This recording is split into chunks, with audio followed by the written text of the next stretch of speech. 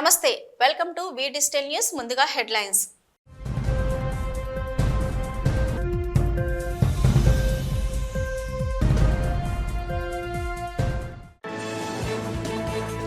అనకాపల్లి జిల్లాలో ఓ ఆసుపత్రిలో కలకలం.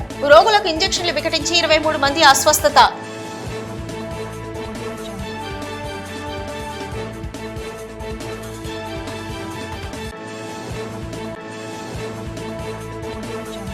సీఎం చంద్రబాబు నాయుడు పర్యటన విజయవంతం చేయాలని అధికారులకు దిశానిర్దేశం చేసిన రాష్ట్ర హోంమంత్రి వంగలపూడి అనిత.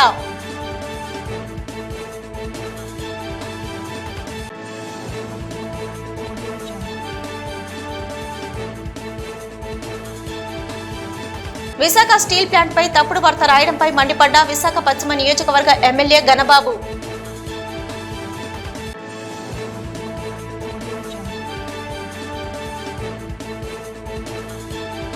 జీవీఎంసీకి వేల కోట్లు గండికొట్టిన జీవీఎంసీ కమిషనర్ సాయికాంత్ వర్మ నిర్ణయాలపై కూటమి ప్రభుత్వం సమగ్ర విచారణ చేపట్టాలని డిమాండ్ చేసిన జనసేన కార్పొరేటర్ పీతల మూర్తి యాదవ్.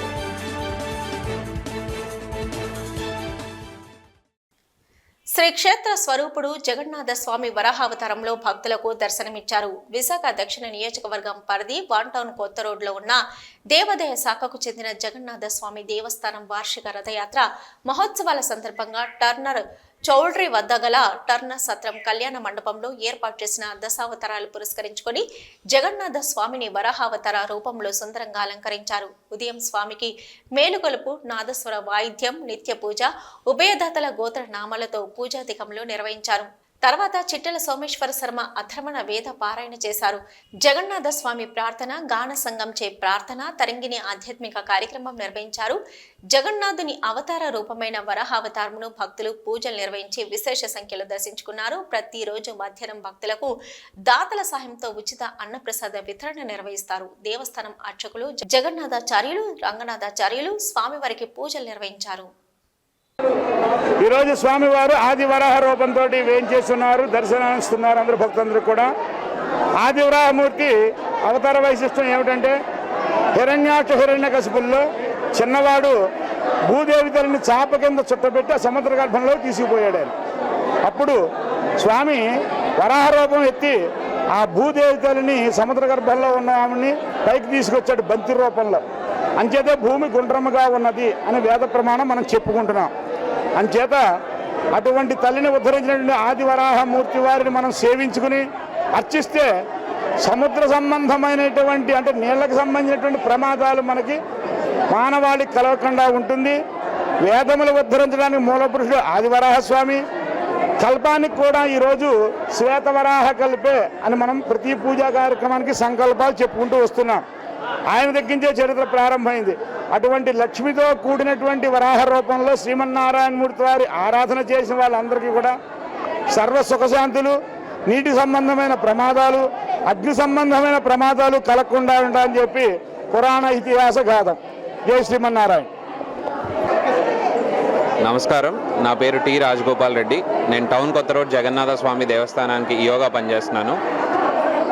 టౌన్ కొత్త రోడ్ జగన్నాథ స్వామి రథయాత్ర మహోత్సవాల్లో ఈరోజు 3వ రోజు. విష్ణు అవతారాల్లో 3వ అవతారమైన వరాహ అవతారంలో ఈరోజు జగన్నాథ స్వామి భక్తులకు దర్శనమిస్తున్నారు. రేపు 4వ అవతారమైన నరసింహ అవతారంలో స్వామివారు దర్శనమిస్తారు. సింహాచలం నుంచి మనకి పట్టు వస్త్రాలు సమర్పించడానికి సింహాచల దేవస్థానం సిబ్బంది వస్తారు. ఈరోజు మధ్యాహ్నం సుమారు 700 మందికి అన్నదానం జరుగుతుంది.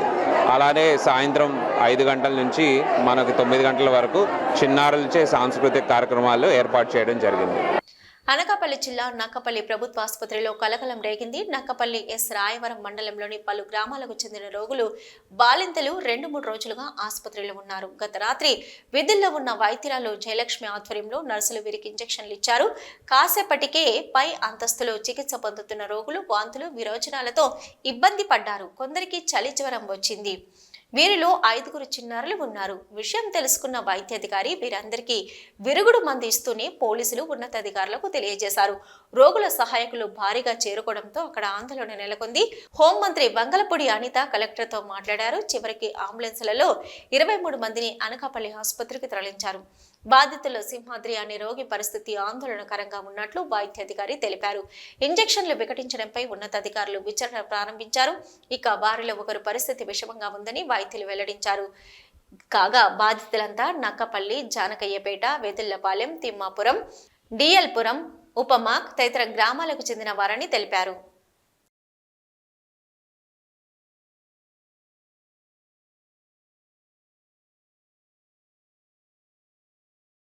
నిన్న ఉదయం మా అబ్బాయిని నా అక్కపల్లి గవర్నమెంట్ హాస్పిటల్ తీసుకెళ్తే బ్లడ్ టెస్ట్ చేసి మీ అబ్బాయికి బ్లడ్ తక్కువ ఉంది, వైట్ కణాలు డౌన్గా ఉన్నాయి, జాయిన్ చేయమని అక్కడ డాక్టర్గా చెప్తే మేము జాయిన్ చేయడం జరిగింది.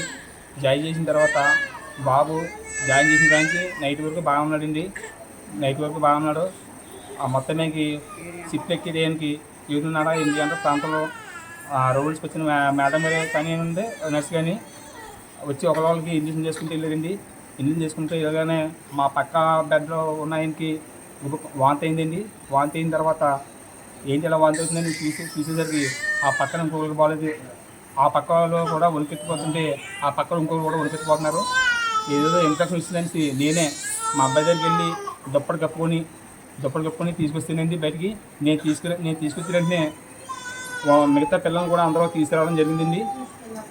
మా అబ్బాయిని ఇలా తీసుకొచ్చిన 5 నిమిషాల్లో మా అబ్బాయి కూడా పలస పడిపోయి అలాగే వణుకు కూడా స్టార్ట్ అయిపోయింది. అప్పుడు 108 ఫోన్ చేసి అన్నకాయపల్లి తీసుకురావడం జరిగిందండి. రాత్రి 12 గంటల తర్వాత మాకు కాల్ వచ్చింది హైయర్ ఆఫీసర్స్ నుండి. నక్కపల్లి సిహెచ్సిలో రియాక్షన్ లాగా అయ్యి చాలామందికి ఫీవరు, రైగర్స్ వస్తున్నాయి, ఇబ్బంది పడుతున్నారని మాకు రెడీగా సిద్ధంగా ఉండమన్నారు ఎలాంటి కేసుని ట్రీట్మెంట్ చేయడానికి. మేము ఇక్కడ సిద్ధంగా ఉన్నాము. పిల్లలు ముందు ఎక్కువ మంది వచ్చారన్నారు, బట్ పిల్లలు 4 ఉన్నారు, ఇంకా వాళ్ళందరూ జెంట్సే ఉన్నారు, మేల్స్ అడల్ట్సే ఉన్నారు. అందరికీ ఫీవర్కి ట్రీట్మెంట్ దానికి సంబంధించినంత ఇచ్చాం రియాక్షన్కి అంతాను. మార్నింగ్ అయ్యేసరికి అందరూ బాగున్నారు. ఒక పర్సన్కి కొంచెం సివియర్ అవుతే కేజీహెచ్కి పంపించడం జరిగింది రాత్రి. అతను కూడా అక్కడ సేఫ్గా ఉన్నారని. టోటల్ 23 అండి. అందులో ఒకరు కేజీహెచ్కి రిఫర్ చేశారు.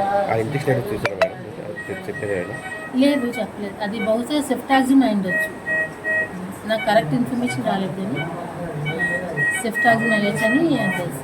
మరి అంటే వికటించిందంటే ప్రాబ్లమ్స్ ఏంటి మేడం దాని ఇంజెక్షన్ వల్ల? రియాక్షన్ వచ్చిందండి, వణికిలాగాను జ్వరం వచ్చేసింది. ఆ ఇంజెక్షన్ ఇచ్చిన తర్వాతే వచ్చింది.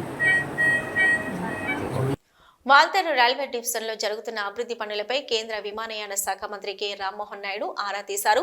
Visakhapatnam MP M Sribharat, Vizianagaram MP Kalisetti అప్పలనాయుడుతో కలిసి ఆయన డిఆర్ఎం కార్యాలయానికి వెళ్లారు. డివిజన్లో జరుగుతున్న పనుల గురించి డిఆర్ఎం సౌరభ్ ప్రసాద్ను అడిగి తెలుసుకున్నారు. మౌలిక వసతులకు సంబంధించిన ప్రాజెక్టులు, అభివృద్ధి కార్యక్రమాలు, స్టేషన్ల ఆధునీకరణ వంటి వివరాలను డిఆర్ఎం వివరించారు. మంత్రి రామ్మోహన్ నాయుడు అమృత్ స్టేషన్ల పనులు, రైళ్ల స్టాపేజీలు, విస్తరణ పనులు, ప్రయాణికులకు మరింత మెరుగైన కనెక్టివిటీ, ప్రయాణికులకు కల్పిస్తున్న వసతులు వంటి అంశాలపై ప్రశ్నించి తెలుసుకున్నారు. ప్రస్తుతం జరుగుతున్న పనులపై సంతృప్తి వ్యక్తం చేశారు. పెండింగ్ పనుల పూర్తికి సహకారం అందిస్తామని, రైల్వే స్టేషన్ల విస్తరణకు తగిన చర్యలు చేపట్టాలని సూచించారు.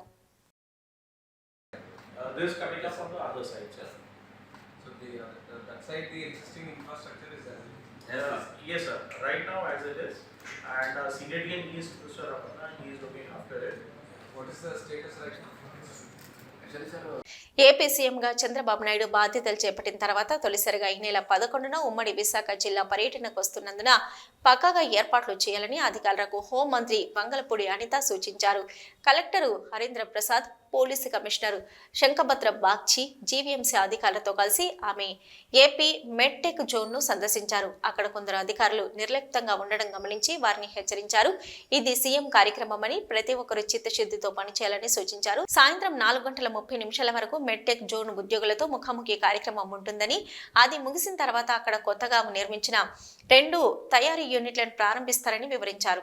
విశాఖ నగరంలో మౌలిక వసతులు, metro rail project, NHAI, VMRA, GVMC తదితర సంస్థల అధికారులతో సమీక్షా సమావేశం నిర్వహిస్తామన్నారు. ఈ సమావేశంలో జీవీఎంసీ అదనపు commissioner Viswanathan, joint collector Mayuri Ashok, DRO Mohan Kumar, ఆర్డీఓలు Hussain Saib, Bhaskar Reddy, DMHO doctor Jagadeeswararao, R&B, EPDCL SEలు, జెడ్పీ సీఈఓ, మెడ్టెక్ జోన్ అధికారులు పాల్గొన్నారు.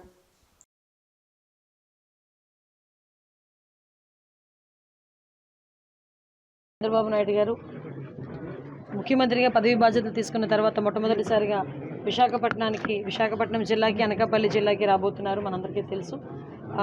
11వ తారీఖున ఉదయం 10 గంటలకి ఆయన వైజాగ్ ఎయిర్పోర్ట్లో దిగి ముఖ్యమంత్రి గారు తిరిగి అనకాపల్లి జిల్లాలోని పాయకరావుపేట నియోజకవర్గం దార్లపూడి దగ్గర ఉన్న ఆక్వాడక్ట్ని సందర్శిస్తారు, Polavaram left main కెనాల్ని.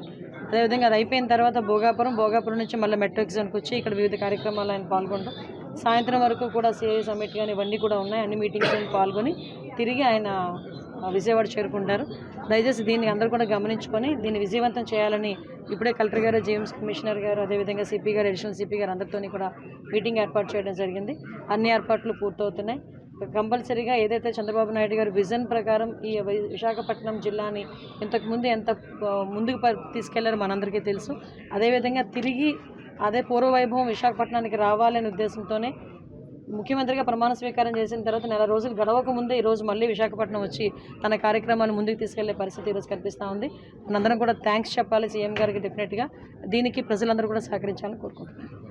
Visakha steel ప్లాంట్లో సీఎండీ అనుసరిస్తున్న ప్లాంట్ తిరోగమన విధానాలను వెంటనే ఆపాలంటూ ఉక్కు అఖిలపక్ష పోరాట కమిటీ ఆధ్వర్యంలో ధర్నా నిర్వహించారు. ఈ సందర్భంగా కార్మిక నేతలు ఆదినారాయణ, మంత్రి రాజశేఖర్, ఎన్ రామారావు మాట్లాడుతూ ఇప్పటికే ఉక్కు పరిస్థితి అర్థం కాక కార్మికులంతా తలలు పట్టుకుంటున్నారని, సీఎండీ మాత్రం కార్మిక వ్యతిరేక విధానాలకు పాల్పడుతున్నారని ఆరోపించారు. ఉక్కు కార్మికులకు, కాంట్రాక్టు కార్మికులకు ప్రతి నెల సకాలంలో జీతాలు చెల్లించాలని, ప్లాంట్ను పూర్తిస్థాయి సామర్థ్యంతో నడపాలని, సెయిల్లో విలీనం చేసి నిర్వాసితులకు న్యాయం చేయాలని విజ్ఞప్తి చేశారు. కార్యక్రమంలో ఆయా సంఘాల నేతలు పాల్గొన్నారు. డబ్బులతో మళ్ళీ ఢిల్లీకి తిరగడము, వారణాసి తిరగడం, విహారాలు చేయడానికి అందరూ కూడా ఇటువంటి విధానాలు మంచిది కాదు. కార్మికులు దొంగలుగా చిత్రీకరించి సర్కులర్లు, ఫీజు అనలైజర్లు ఇట్లాంటివి పెట్టడం ఇవన్నీ కూడా దారుణమైన పరిస్థితి. వీటన్నిటి ఉపసంహరించుకొని క్రమ పద్ధతిలో విశాఖపట్నం స్టీల్ ప్లాంట్ని కాపాడుతూ ఈ కంపెనీ కోసం ఎవరైతే స్వాతంత్రం అలాగనే కార్మిక వర్గాన్ని మేలు చేసే విధంగా ఈ కర్మాగార ప్రయోజనాలు కాపాడే విధంగా మనందరం కూడా ముందుకెళ్ళిన తరుణంలో ప్రతి ఒక్కరూ కూడా సంఘటితం ముందుకు పోయి పరిరక్షణ పోరాటం ఏదైతే పిలిపిస్తారో. విశాఖ స్టీల్ ప్లాంట్పై తప్పుడు వార్త రాయడంపై విశాఖ పశ్చిమ నియోజకవర్గం ఎమ్మెల్యే గణబాబు మండిపడ్డారు. గోపాలపట్నంలో తన కార్యాలయంలో ఏర్పాటు చేసిన మీడియా సమావేశంలో ఆయన మీడియాతో మాట్లాడారు.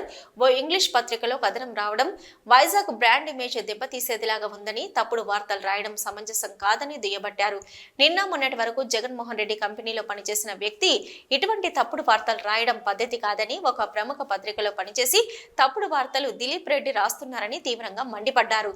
చంద్రబాబు నాయుడు విశాఖ వస్తున్న క్రమంలో ఇలాంటి తప్పుడు వార్తలు ప్రచారం చేయడం సరైంది పద్ధతి కాదని గణబాబు ఫైర్ అయ్యారు. ఇది ఒక తోక పత్రికలా తయారైంది. ఒకవైపు నగరానికి సంబంధించిన ఒక ప్రధానమైనటువంటి ఇండస్ట్రీ స్టీల్ ప్లాంట్, అనేక ఉద్యమాలు చేసి సాధించుకున్నటువంటి ప్లాంట్, అందరి మనోభావాలతో కూడుకున్నటువంటి ఆ ప్లాంట్ విషయంలో ఇలాంటి దుష్ప్రచారాలు ఇలాంటి సమయంలో తీసుకోవటం అనేటువంటిది బాధాకరం.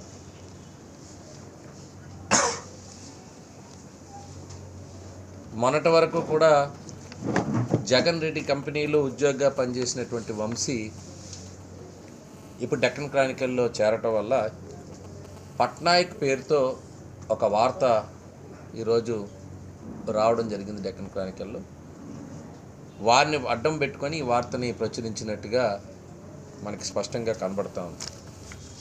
అందుకని దీన్ని న్యాయపరంగా కూడా ప్రభుత్వపరంగా దీనిపైన డెక్కన్ క్రానికల్పై న్యాయ పోరాటం కూడా చేయడం జరుగుతుంది. ఇప్పటికే రాష్ట్ర ప్రజలతో పాటు విశాఖ ప్రజలు కూడా వైసీపీని చీకొట్టడం మీ అందరికీ తెలిసిందే. అత్యధిక స్థాయిలో గత ప్రభుత్వం ఆ పార్టీని ఏ రకంగా పక్కన పెట్టారో తెలుసు.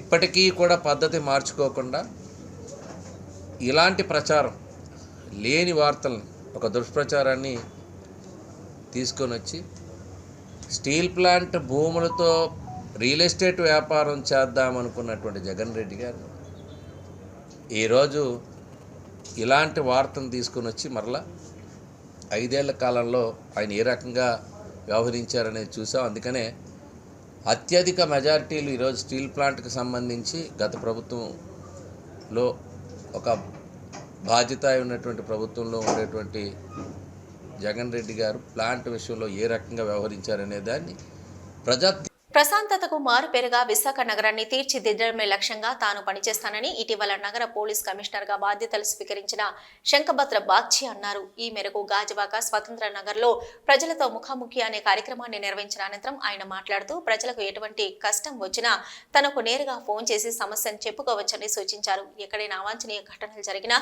సంఘ విద్రోహ శక్తులు కనిపించినా వెంటనే సమాచారం ఇవ్వాలని కోరారు. శాంతి భద్రతల పరిరక్షణలో భాగంగా ప్రతి మురికివాడలో ఓ కార్యక్రమం ఏర్పాటు చేస్తున్నట్లు తెలిపారు. కార్యక్రమంలో zone 2 DCP Satyababu, ACP Trinath, CI, ఎస్ఐలు పాల్గొన్నారు.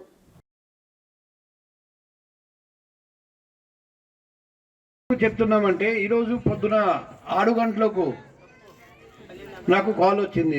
నిన్న రాత్రి 2 గంటల వరకు వీధి తిరిగి 4 గ్యాంగ్స్ పట్టుకున్నాం. ఒక ఓపెన్ డ్రింకింగ్ బ్యాచ్, ఒకటి ప్రాస్టిట్యూషన్, ఒకటి ఓవర్లోడింగ్ ఆటో, ఒకటి డ్రంక్ అండ్ డ్రైవింగ్, తర్వాత నంబర్ లేని బైక్స్ తిరుగుతుంటే అది కూడా ఇన్ఫర్మేషన్ పెట్టి పట్టుకున్నాం. తర్వాత ఎర్లీ మార్నింగ్ 6 o'clock నాకు కాల్ వచ్చింది. మేము దొంగతనం చేస్తూ ఉంటే రెడ్ హ్యాండెడ్గా పట్టుకున్నాం. విశాఖ నగరపాలక సంస్థ జీవీఎంసీ కమిషనర్ గా అత్యంత దారుణంగా బరితెగించి అవినీతికి పాల్పడి జీవీఎంసీకి వేల కోట్లు గంటికొట్టిన సాయికాంత్ వర్మ నిర్ణయాలు, వ్యవహారాలపై కూటమి ప్రభుత్వం సమగ్ర విచారణ జరపాలని జనసేన కార్పొరేటర్ పీతల మూర్తి యాదవ్ డిమాండ్ చేశారు.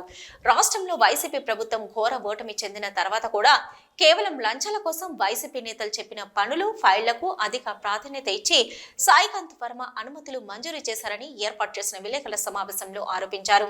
మర్రిపాలెంలో కరణ్ ఉద్యోగ్ డెవలపర్స్ సంస్థ 4 ఎకరాలకు, పరవాడలో ప్రకృతి ఎవెన్యూ సంస్థలకు చెందిన 9 ఎకరాలకు, అనకపల్లి సమీపంలోని కొప్పాక వద్ద వివిపై సంతకాలకు సుజాత నగర్లో ప్రభుత్వ స్థలం ఆక్రమించి చేస్తున్న నిర్మాణానికి సాయికాంత వర్మ డీమ్డ్ అప్రూవల్ ఇచ్చేశారంటూ ఎంత బరితెగించారో అర్థం చేసుకోవచ్చని అన్నారు.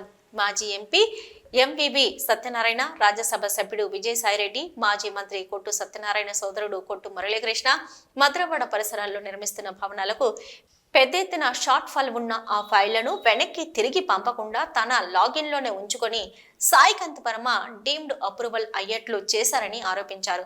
సామాన్యుడు భవన నిర్మాణానికి పెట్టిన దరఖాస్తు చిన్న పొరపాటు ఉన్నా డీమ్డ్ అప్రూవల్ చేయకుండా కొర్రివేసి వెనక్కి పంపే జీవీఎంసీ అధికారులు వైసీపీ నేతలకు మాత్రం సాగిలపడి కుట్రపూరితంగా డీమ్డ్ అప్రూవల్ చేసేశారని ధ్వజమెత్తారు. వీరితో పాటు కేంద్ర పర్యావరణ అటవీ మంత్రిత్వ శాఖల అనుమతి, ఏపీసీ జెడ్ఎంఏ అనుమతి అవసరమైన బే పార్కులో అదనపు నిర్మాణాలకు సాయికాంత్ వర్మ డీమ్డ్ అప్రూవల్ ఇచ్చేశారని పేర్కొన్నారు.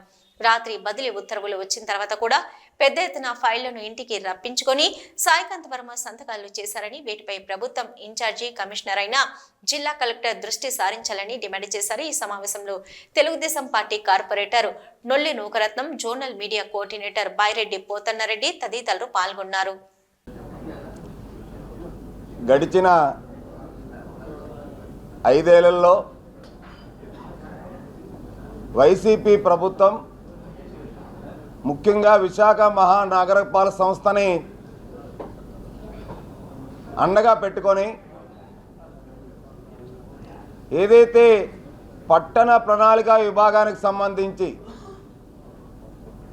జీవీఎంసీ పరిధిలోకి వచ్చేటువంటి బహుళ అంతస్తుల నిర్మాణాలు అయితేనేమి, అలాగే హై రైజ్ అపార్ట్మెంట్స్ పేరుతో నిర్మాణ అనుమతులకు సంబంధించి వైసీపీ నేతలకి అడ్డగోలుగా జీవీఎంసీ అధికారులు దాసోహం అయిపోయి నియమ నిబంధనలు పక్కన పెట్టి సాక్షాత్తు జీవీఎంసీ కమిషనర్లు నిర్మాణ అనుమతులు కనీసం షార్ట్ ఫాల్స్ కూడా చూడకుండా, ఆ షార్ట్ ఫాల్స్ కూడా ఫుల్ఫిల్ చేయకుండా సంబంధిత ధృవీకరణ పత్రాలు ఏవి కూడా సమర్పించకుండా ఏవైతే నిర్మాణ అనుమతులు గత కమిషనర్లు ఇచ్చారో కనీస వేతనాలు, కార్మికులకు ఉద్యోగ భద్రత కల్పించాలని కోరుతూ హెచ్పిసిఎల్ కాంట్రాక్ట్ వర్కర్స్ యూనియన్ ఆధ్వర్యంలో ధర్నా నిర్వహించారు. ఈ సందర్భంగా యూనియన్ నేతలు మాట్లాడుతూ పర్మనెంట్ కార్మికులతో సమానంగా పనిచేస్తున్నప్పటికీ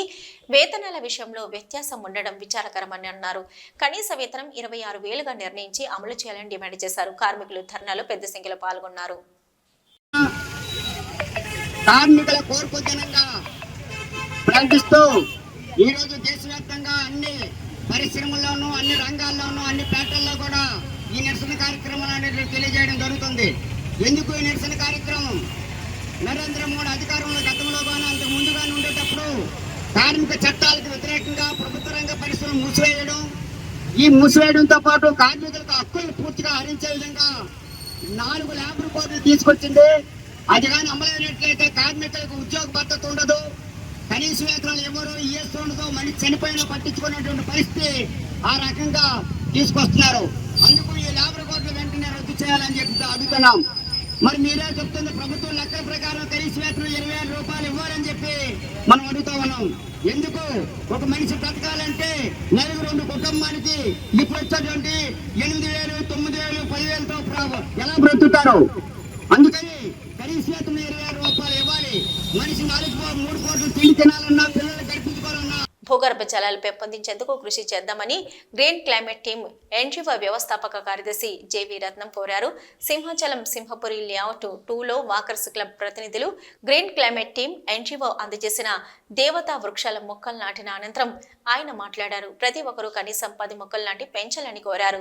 శీతోష్ణ స్థితి వేడెక్కిపోతున్న ప్రస్తుత పరిస్థితుల్లో అధికంగా మొక్కలు నాటి పెంచాలని అన్నారు. కాంక్రీట్ జంగిల్గా మారిన విశాఖపట్నం నగరంలో విరివిగా మొక్కలు నాటి పెంచాలని కోరారు. సమస్త జీవరాశిని కాపాడుకుందాం, పర్యావరణం హితంగా జీవిద్దామని అన్నారు. ఈ కార్యక్రమంలో పోర్టు విశ్రాంత ఇంజనీరు జనార్దన, వాకర్స్ అసోసియేషన్ ప్రతినిధులు కె శ్రీనివాసరావు, గోపాల్, రమేష్ రెడ్డి, హరిదాసు, ప్రకాష్ తదితరులు పాల్గొన్నారు.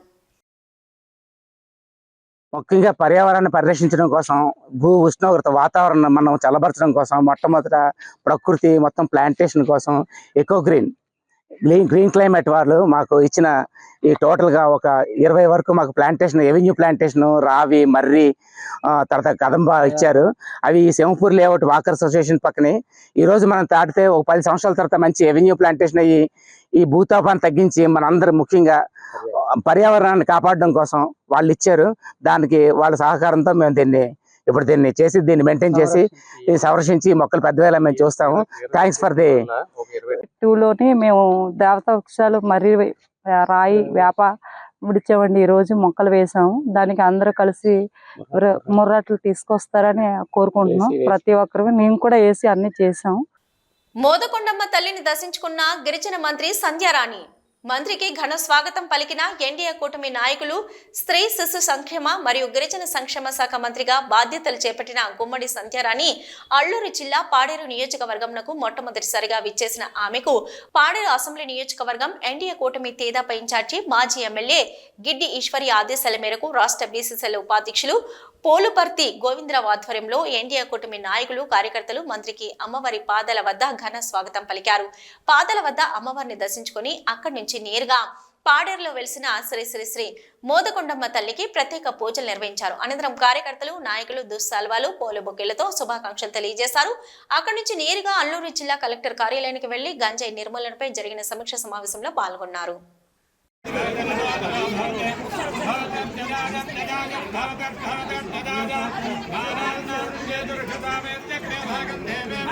వీ డిజిటల్ న్యూస్ ముగించే ముందు హెడ్లైన్స్ మరొకసారి.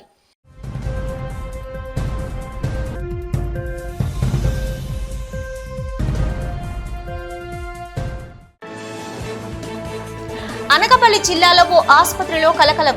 రోగులకు ఇంజెక్షన్లు వికటించి 23 మంది అస్వస్థత.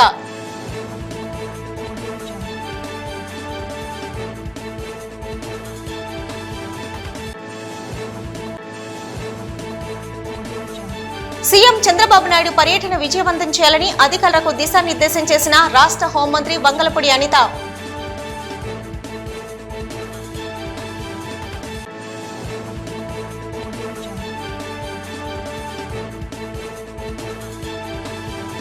విశాఖ స్టీల్ ప్లాంట్ పై తప్పుడు వార్త రాయడంపై మండిపడ్డ విశాఖ పశ్చిమ నియోజకవర్గ ఎమ్మెల్యే గణబాబు.